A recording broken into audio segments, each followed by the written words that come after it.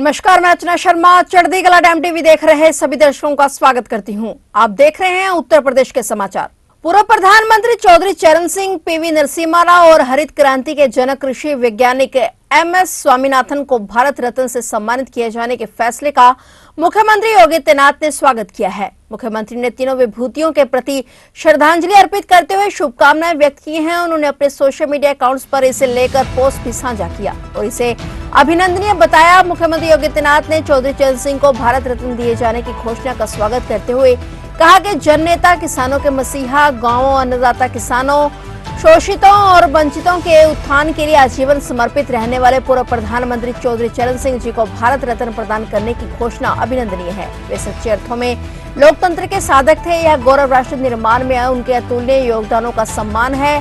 वहीं मीडिया से बात करते हुए मुख्यमंत्री ने कहा कि किसानों के मसीहा चौधरी चरण सिंह को भारत रत्न की घोषणा देश के करोड़ों किसानों का सम्मान है। यूपी के लिए ये और भी अभिनंदनीय है क्योंकि चौधरी साहब प्रदेश के मुख्यमंत्री रहे हैं। उनके नेतृत्व में उत्तर प्रदेश ने नई दिशा प्राप्त की थी। और वहीं पूर्व प्रधानमंत्री पीवी नरसिम्हा राव को भारत रत्न के ऐलान पर सीएम ने कहा कि पूर्व प्रधानमंत्री पीवी नरसिम्हा राव जी को भारत रत्न से विभूषित किए जाने का निर्णय अत्यंत अभिनंदनीय है। उन्होंने अपने दूरदर्शी नेतृत्व से देश के आर्थिक विकास को एक नई गति प्रदान की। भारत के विकास में उनका योगदान सदैव अस्मरणीय रहेगा। इसके अलावा सीएम योगी ने प्रख्यात कृषि वैज्ञानिक और हरित क्रांति के जनक डॉक्टर एमएस स्वामीनाथन को भारत रत्न देने की घोषणा का स्वागत करते हुए कहा कि प्रसिद्ध कृषि वैज्ञानिक और हरित क्रांति के जनक कहे जाने वाले डॉक्टर एमएस स्वामीनाथन को भारत रत्न से सम्मानित करने का निर्णय स्वागत योग्य है। कृषि और किसानों के कल्याण में उनके उल्लेखनीय योगदानों का सम्मान है। यह सम्मान कृषि को बदलने में उनके अद्वितीय योगदान के प्रति सच्ची श्रद्धांजलि है।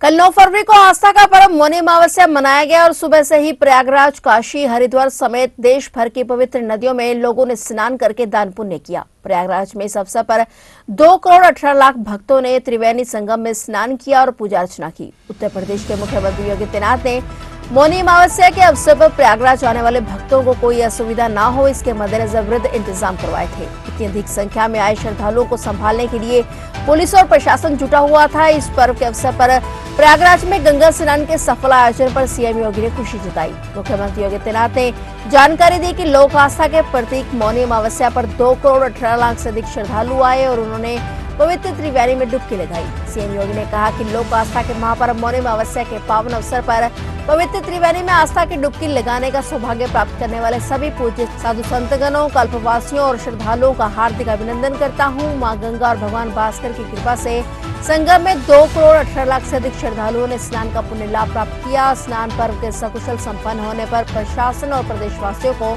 हार्दिक बधाई।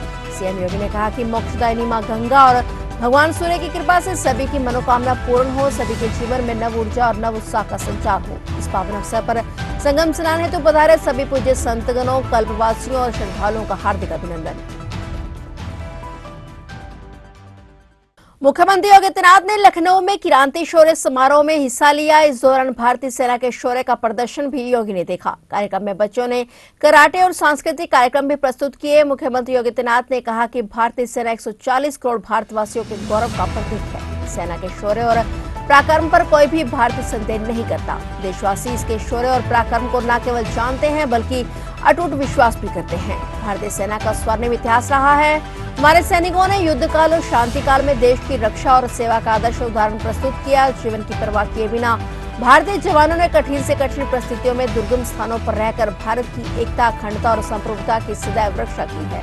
भारत की आजादी के बाद गठित होने वाली पहली रेजिमेंट के रूप में यह गौरव गोरखा राइफल को प्राप्त है। भारतीय सेना के अदम्य साहस के गौरवशाली क्षण को देखते हुए सीएम भी विभूत हो गए। सीएम ने वीर नारियों को सम्मानित भी किया और सेंटर के सफलतापूर्वक 75 वर्ष पूरे होने पर बधाई दी। सीएम ने कहा कि गोरखा की शौर्य गाथा का उल्लेख सिर्फ भारत ही नहीं बल्कि विश्व की अनेक सेनाओं ने किया है। गोरखा अपनी बहादुरी का परिचय शब्दों से नहीं बल्कि सीमा पर तैनाती के दौरान अपनी वीरतापूर्ण कार्रवाई से देते हैं। उत्तर प्रदेश वीर भूमि है। इधर की महान क्रांतिकारी मंगल पांडे, झांसी की रानी वीरांगना लक्ष्मीबाई, शहीद चंद्रशेखर आजाद, पंडित राम प्रसाद बिस्मिल, ठाकुर रोशन सिंह, अस्फाउल्लाह खां, वीर हमीद की भूमि है। देश की सुरक्षा के लिए हर लड़ाई में हमारे जवानों ने महत्वपूर्ण योगदान दिया है। अनेक वीरों ने अपने शौर्य पराक्रम से देश की सुरक्षा करते हुए प्रदेश का गौरव बढ़ाया है। अनुशासन, देशभक्ति और युद्ध कौशल गोरखा रेजिमेंट की पहचान है। गोरखाओं की शौर्य गाथा का उल्लेख सिर्फ भारत ही नहीं बल्कि विश्व के अनेक सेनाओं ने किया है। गोरखा अपनी बहादुरी का परिचय शब्दों से नहीं बल्कि सीमाओं पर तैनाती के दौरान अपनी वीरतापूर्ण कार्रवाई से देते हैं। भारत में तैनात विभिन्न गोरखा रेजिमेंटों में से 11 गोरखा रेजिमेंट ने अपनी स्थापना के बाद कई युद्ध लड़े हैं। हम सभी के लिए अत्यंत गौरवपूर्ण है कि वीर और पराक्रमी जवानों की यह रेजिमेंट उत्तर प्रदेश की राजधानी लखनऊ में स्थित है। वर्ष 1983 में लखनऊ में आने के बाद इस रेजिमेंट ने कभी पीछे मुड़ करके नहीं देखा। इस रेजिमेंट के वीर जवानों ने अपने शौर्य पराक्रम से इतिहास के पन्नों में अपना नाम स्वर्ण अक्षरों में दर्ज कराया है।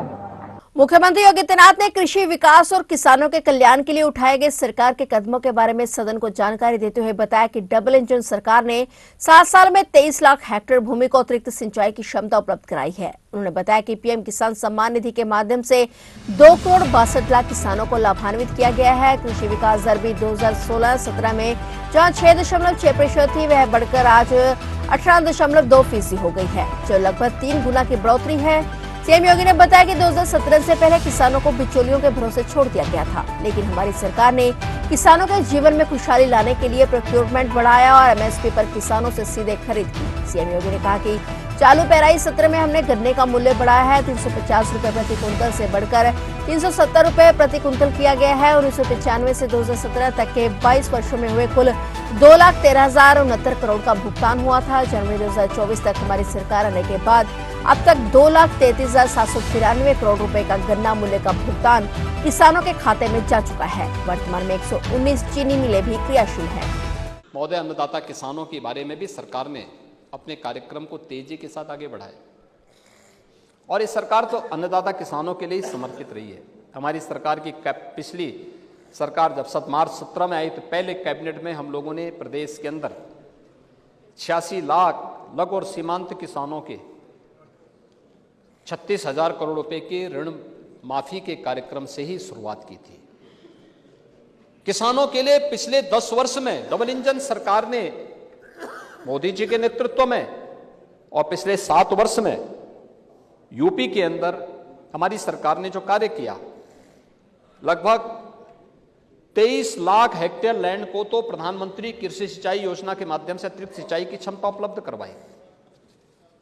प्रदेश के अंदर हम लोगों ने प्रधानमंत्री किसान सम्मान निधि के माध्यम से किसानों को 2 करोड़ 62 लाख किसान इसे सीधे सीधे लाभान्वित हुए हैं। और कृषि विकास दर को अगर आप देखेंगे तो 2016-17 की तुलना में 16-17 में जो कृषि विकास की दर थी 6.6 थी, आज 22-23 में वो बढ़कर के 18.2% पहुंची है। लगभग 3 गुना बढ़ी है। ये उत्तर प्रदेश की वर्तमान स्थिति जो सरकार के द्वारा थोड़ा भी प्रोत्साहन दिया गया उसके परिणाम सामने आए हैं। फिलहाल उत्तर प्रदेश के समाचारों में इतना ही और नए समाचारों के साथ फिर से हाजिर होंगे। तब तक के लिए देखते रहिए चढ़ती कला टाइम टीवी।